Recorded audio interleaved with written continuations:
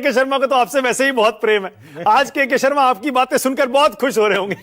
के शर्मा सही कह रहा हूं ना? नहीं, देखिए मैं भी अभी सुन रहा हूँ कि आपने जितना भी समय आशुतोष जी ने बोला, हाँ, उसमें 95% उन्होंने अपनी बातों से, यदि मैं उनका मूल निकालूँ तो यही है कि ये जो गठबंधन है एनडीए का, वो अगले चुनाव में सरकार बनाने जा रही है, ये वो फोरकास्ट कर रहे हैं, क्योंकि सारी बातें इसी परिप्रेक्ष्य में कर रहे हैं। तो ये तो मैं समझ रहा हूँ कि आशुतोष जी ये तो मान रहे हैं कि सरकार तो जो है वो एनडीए का ही वहाँ पर बनने जा रहा है बिहार में। हालांकि आशुतोष जी के कोई फोरकास्ट सही नहीं हुए हैं, चाहे वो हरियाणा का चुनाव हो, चाहे महाराष्ट्र हो, चाहे दिल्ली हो, ये बेचारे उल्टे रहे कि भाजपा हार रही है, जीते हम ही। तो लेकिन भगवान अच्छा करे, सरस्वती विराजे उनके जबान पर, अच्छी बात है।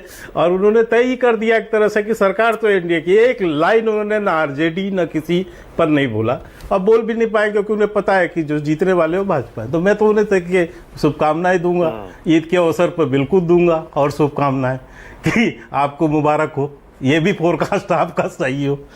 देखिए मानक जी, विषय ये है कि आज जो बिहार की स्थिति है, आपने वहाँ बहुत सी चर्चा की, लेकिन आज वर्तमान स्थिति वहाँ क्या है? हालांकि आप भी कई बार मानक जी इधर उधर पलट जाते हैं। अभी एक डिबेट में जब पीछे कर रहा था तो आप लोकसभा चुनाव से जो है जोड़ रहे थे विधानसभा चुनाव को। अभी कुछ दिन पहले आपसे जिक्र कर रहा था उत्तर प्रदेश के चुनाव को लेकर, तो आप कह रहे थे कि नहीं लोकसभा में आपकी इतनी कम सीट आई तो आप विधानसभा कैसे जीत जाएंगे।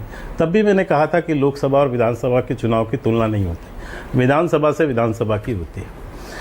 लेकिन आप यदि किसी भी दृष्टि से देखें तो आज वहाँ एनडीए गठबंधन सबसे मजबूत स्थिति पर खड़ा है। यदि मैं पिछले विधानसभा चुनाव का यदि आप डाटा देख लें तो हमसे एक सीट ज़्यादा आरजेडी थी। आज की स्थिति में देखें तो हम 84 सीट पर हैं। मैं यदि गलत नहीं हूं तो आंकड़ा सही कर दीजिएगा, यहाँ कई लोग बिहार से हैं। और आरजेडी की स्थिति है कि वो 72 सीटों पर खड़ी है। आज वहाँ की सबसे बड़ी पार्टी भारतीय जनता पार्टी है, और हमारे सहयोगी दलों के साथ हम पूर्ण बहुमत, नीतीश जी के साथ, जेडीयू के साथ पूर्ण बहुमत की सरकार चला रहे हैं, और सरकार के अगेंस्ट एक भी नैरेटिव्स नहीं है। कल यदि तेजस्वी यादव का आप बयान सुने तो मैं आश्चर्यचकित हूं कि उन्होंने क्या पूछा। या तो उन्होंने पूरा अमित भाई का भाषण सुना ही नहीं, उन्होंने पूरे घंटे देर में सारे वहां जितनी योजनाओं को लागू किया गया है बिहार की जनता के लिए, कितना केंद्र से पैसा दिया गया, क्या क्या योजना आप कहें तो मेरे पास एक लंबी लिस्ट में सुना सकता हूं। कितने एक्सप्रेसवे वहां पर हुए, कितने एयरपोर्ट की बात वहां की गई है, रेलवे लाइन पे कितना खर्च हुआ है। 4 लाख करोड़ रुपए सड़क निर्माण के लिए दिए हैं, 1 लाख करोड़ रुपए रेलवे के विकास एयरपोर्ट के लिए दिए हैं, 8,000 करोड़ रुपए 7 पुलों के निर्माण पर दिए हैं, 12,000 करोड़ रुपए 4 पुलों के डीआरपी उसकी बन के तैयार खड़ी है। बिहार का बजट जो कभी 23,000 होता था, आज जो है 13 गुना बढ़ के 3,23,000 करोड़ हो गया है। प्रति व्यक्ति आय जो कि लालू प्रसाद के समय 8,000 रुपए होती थी, 66,000 हो गया। गरीबी से जो है रेखा के नीचे 56% लोग उस दौर पे थे, आज वो घट के 33% हो गए। 10 वर्षों में यूपीए की सरकार ने 2,80,000 करोड़ रुपए दिए थे मात्र बिहार को। एनडीए के महज 11 साल के अंदर 9,23,000 करोड़ रुपए बिहार के डेवलपमेंट के दिए। मैं ऐसे पूरी लंबी फहरिस्त सुना सकता हूं। तेजस्वी को कुछ नहीं पता लगा।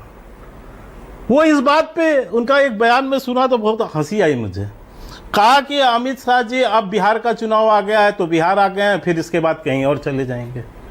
अरे जनाब, हम एक राज्य की पार्टी नहीं है, हम देश की पार्टी है। इतने राज्यों में 20-21 राज्यों में हमारे सहयोगी दलों के साथ हमारी सरकार है।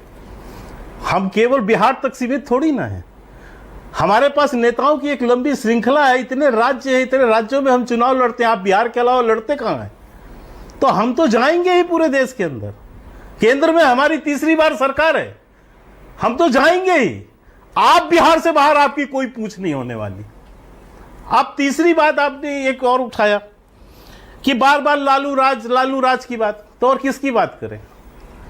इसके बाद तो ना कांग्रेस वहां कहीं है नहीं, कोई और पार्टी वहां जमीन पर है नहीं, तो तुलना तो लालू से ही होगी ना। और क्यों ना याद दिलाया जाए उस जो है जो राज्य में इतने ज्यादा अत्याचार, इतने ज्यादा लूटपाट, आप इतना नीतीश ज्यादा और तेजस्वी के राज की याद क्यों नहीं बात दिलाते बताइए उन 2-2.5 साल की, जब आरजेडी और जेडीयू की सरकार थी? 2-2.5 साल सर सुने सर सुनिए सर, मैं आपको बताता हूं, वो नीतीश कुमार जी ही मुख्यमंत्री थे, डिप्टी सीएम नहीं होता है, वो सब लोग गठबंधन के साथ होते हैं, नेतृत्व तो मुख्यमंत्री का होता है ना, सरकार के हेड वही होते हैं, तो उसकी उपलब्धि वो सरकार की उपलब्धि होती है, उसमें इनका क्या रोल था? ये तो चपके हुए थे कि जो भी 2-4 मंत्रालय मिल गए थे उसी से कैसे लूट, मतलब पिछले 5 साल में बिहार सरकार ने जो काम किया वो जेडीयू की उपलब्धि है, उसमें बीजेपी का रोल नहीं है। ना ऐसा मैंने नहीं कहा, मैंने कहा सरकार की उपलब्धि है सर, सुनिए पहले, आप उसको तेजस्वी की उपलब्धि बनाते जा रहे हैं, मैं तेजस्वी की उपलब्धि नहीं कह रहा हूं, मैं सरकार की उपलब्धि कह रहा हूं, नीतीश सरकार की उपलब्धि है, हमारे साथ भी नीतीश सरकार की उपलब्धि, हम इस बात को मानते हैं। अगर इतने कॉन्फिडेंट हैं के शर्मा, सरकार में थोड़ा सा समय, सर पूरे बात पूरी कर लेनी, फिर आप प्रश्न कीजिए। नीति मात्र यूपीए सरकार में एक रेलवे मंत्री रहे लालू प्रसाद यादव, वहां भी भ्रष्टाचार कर लिया, पूरा खानदान जो है आज कोर्ट के ऊपर खड़ा है। ठीक है, ओके। और एक सवाल और के शर्मा, मानक जी, एक बात करके एक बात कहता हूं, फिर एक बात के बाद आप मुझे मत बोलने दीजिएगा, मुझे पूरे देश में एक राज्य बता दीजिए जिस राज्य में लालू के प्रसाद यादव के शासनकाल में जिस ढंग से अराजकता थी वैसा किसी राज्य में हो, और कोई ऐसा मुख्यमंत्री जो मुखिया तक का चुनाव न लड़ सके, जो सजा याफ्ता हो, जो भ्रष्टाचार के मामले पर एक मुखिया का चुनाव नहीं लड़ सकता। ठीक है, ओके। ऐसा एक मुख्यमंत्री। अब आइए असल मुद्दे पर, जो आप जवाब ही नहीं दे रहे, आप बाकी सारे मुद्दों पर बोल गए। आप नीतीश कुमार के शर्मा, नीतीश कुमार, हाँ बताइए, कहिए ना क्या स्थिति है? आज तो मैंने सवाल ये रखा है, गले की हड्डी बन गए हैं क्या वो? क्यों नहीं आप कह देते चुनाव जीते तो वही सीएम बनेंगे? आप मीडिया, मानक जी आप मीडिया हैं, आप स्वतंत्र हैं ऐसे शब्दों का प्रयोग करने के लिए, गले की हड्डी और कहाँ की हड्डी और कहाँ की हड्डी। यहाँ तो वहाँ जो दल बचे हैं उनके, जो हमारे गठबंधन के अलावा दल है, उनकी तो रीढ़ की हड्डी भी नहीं बची है, तो आप ये मत कहिए, मैं ऐसे शब्दों का प्रयोग नहीं चाहता। गले की हड्डी नहीं, वो हमारे साथ एक बहुत पुराना गठबंधन जेडीयू के साथ है, और बहुत विश्वास का गठबंधन और साथ में चला है। जो गलतियां हुई हैं उन गलतियों के संदर्भ में नीतीश जी ने बड़े मन करते हुए, इतना बड़ा मन भी लोगों के पास नहीं होता, आज यदि माफी मांग लेते लालू प्रसाद यादव ये कह के कि तो दोबारा सीएम बना दीजिए ना के शर्मा, हिचक किस बात की है? ठीक है, आप अभी तय कर लीजिए सबसे सहमति बना के कि जो है अगला चुनाव हम जीतने जा रहे हैं, तय करा लीजिए सबसे, अभी जितने पैनल में बैठे सब कर ले, आप यही घोषणा कीजिए ना कि भारतीय जनता पार्टी सरकार बना रही है, और लालू प्रसाद यादव उनकी आरजेडी कह दे कि ये कह दे कि साहब इनकी सरकार बन गई, काहे का चुनाव हम करा लेंगे। इसीलिए तो कहता हूं नीतीश कुमार आपकी मजबूरी है, तो तय कर लीजिए, उनके बिना आप चुनाव जीत नहीं सकते, उनको सीएम प्रोजेक्ट कर नहीं सकते, आपके लिए बड़ी मुश्किल है इस बार बिहार में। कौन कह रहा है सर? कौन? सर आप एक चीज समझिए, हमेशा से एक सिस्टम रहा है कि नेतृत्व, हम तो बार बार खुल के कह रहे हैं भाई, नीतीश कुमार जी वहां हमारे सर्वमान्य नेता हैं, हाँ। उनके नेतृत्व में एनडीए चुनाव लड़ने जा रही है, हाँ। आप अभी तय कर लीजिए, मैं कह रहा हूं आप अपने पैनल में तय मृत्युंजय से करा लीजिए, राजा उपाध्याय से करा लीजिए, भारतीय जनता पार्टी, जेडीयू के और गठबंधन, मृत्युंजय तिवारी, उसके बाद स्वीकृति कराइए, मृत्युंजय तिवारी, आइए इस चर्चा पे, मैं करूंगा चर्चा आपसे। ओके, मृत्युंजय तिवारी।